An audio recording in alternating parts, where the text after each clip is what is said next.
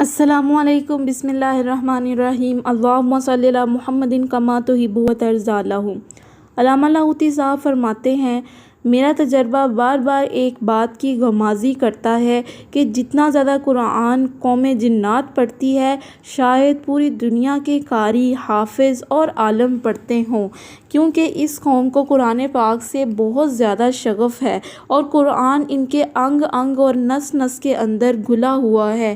ایک چیز قارئین کی معلومات کے لیے دینا چاہوں گا، آپ نے کبھی محسوس شاید نہیں کیا کہ پاکستان بھر میں اور دنیا بھر میں قرآن پاک سب سے زیادہ چھپنے والی کتاب ہے، لیکن مزے کی بات یہ ہے کہ قرآن واحد کتاب ہے جو زندگی میں ایک یا دو بار گھر کے لیے لی جاتی ہے۔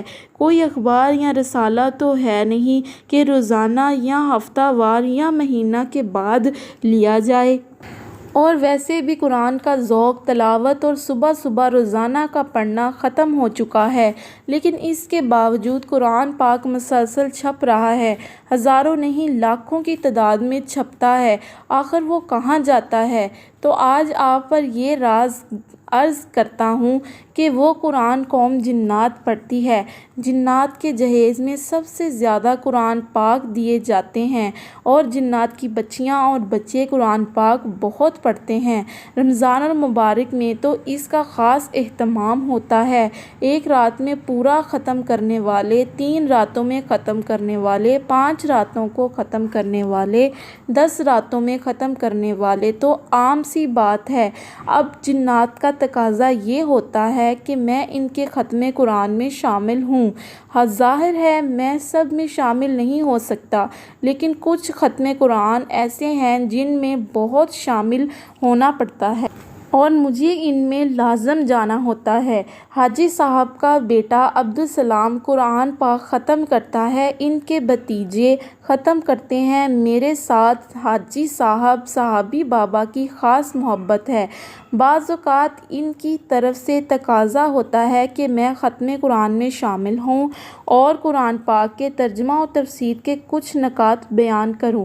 اس کے لیے مجھے سفر کرنا پڑتا ہے، بلکہ بعض رمضان تو ایسے ہیں کہ کوئی رات ایسی نہیں گزری کہ جس میں مجھے ختم قرآن کے سلسلے میں قوم جنات کے پاس جانا پڑا ہو، اور مجھے اس کے لیے بار بار جانا پڑتا ہے اور بار بار ان کے تقاضے کو پورا کرنا پڑتا ہے۔ صفوں کی شکل میں قرآن پاک سناتے ہیں، بلکہ صفوں کی صفیں ان کی قرآن پاک سن رہی ہوتی ہیں۔ جتنا لمبا ان کا قیام ہوتا ہے، شاید ہم اتنا لمبا قیام نہ کر پائیں، ہمارے جسم کی طاقت ہمارا ساتھ نہ دے سکے، اور ان سے جتنا لمبا رکوع ہوتا ہے ہم انسان تو سوچ بھی نہ سکیں، اور جس لگن کے ساتھ اور جس کرات کے ساتھ وہ قرآن پڑھتے ہیں، محسوس ایسے ہوتا ہے کہ قرآن بول رہا ہے۔ تقریباً 5 رمضان پہلے میں نے صحابی بابا سے تقاضا کیا، آپ نے خود حضور اقدس صلی اللہ علیہ وسلم سے قرآن سنا ہے تو وہ قرآن مجھے سنائیں جو آپ نے سنا ہے۔ تو فرمانے لگے، بوڑھا ہو گیا ہوں، قرآن تو یاد ہے، لیکن لمبی رکعت اور لمبے رکوع، قیام و سجود کی اب زیادہ ہمت نہیں۔ تو میں نے ان سے عرض کیا کہ آپ مختصر رکعت اور مختصر قیام میں مجھے سنائیں۔ خیر انہوں نے میری بات نہ ٹالی اور نہایت شفقت فرمائی، انہوں نے قرآن پاک سنایا۔ 10 دن میں پورا ختم القرآن ہوا۔ ایسی طرز اور ایسا پڑھنے کا انداز کہ لفظ لفظ سینے میں اتر گیا، حرف حرف سے قرآن کی حقیقی خوشبو محسوس ہوئی، اور طبیعت ایسی سرشار ہوئی کہ عقل حیران ہو گئی کہ حضور صلی اللہ علیہ وسلم کے دور میں کیا واقعی ایسا قرآن پڑھا جاتا تھا؟ حضور صلی اللہ علیہ وسلم کے دور کا قرآن کتابوں میں پڑھا، علماء سے سنا، تفسیر نے اس کی لذت اور چاشنی کو بیان کیا، لیکن جب میرے کانوں نے خود سنا تو میری عقل دنگ رہ گئی، اور مجھے محسوس ہوا کہ واقعی حضور صلی اللہ علیہ وسلم کے دور میں ایسا قرآن پڑھا جاتا تھا۔ 10ویں دن حاجی صاحب کی تقریباً پونا گھنٹہ رکعت آمیز دعا، جنات کے لشکر تھے، آہوں اور سسکیوں کا ایک سمندر تھا، पौना घंटा के बाद हाजी साहब की दुआ ख़त्म हुई। हाजी साहब ने तकाज़ा किया कि मैं दुआ कराऊं।